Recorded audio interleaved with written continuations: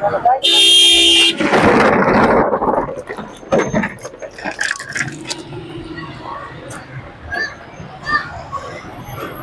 अंधे इंसान इतने बड़े बड़े चश्मे लगाए हुए सर गलती होगी, नजर नहीं आता? गलती होगी, माफ कर दे सर। गलती आपका बच्चा ये क्या किया तुमने?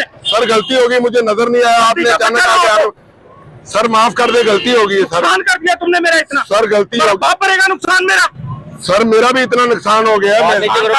डरना सिर्फ उस रब की जात से चाहिए, इंसान से। भाई क्या मतलब तुम्हारा? क्या हुआ है? देखिए इसने क्या हाल कर दिया गाड़ी का। क्या हो गया? कितने की आपकी गाड़ी? मैंने जान गाड़ी बहुत कीमती है। कीमती है, वो एक गरीब बंदा है जिसके साथ आप लड़ाई करी जा रहे हो।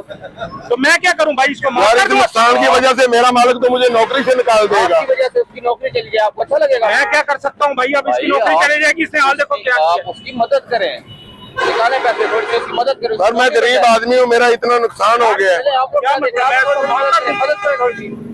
ले, पैसे निकालें, मदद करें उसकी।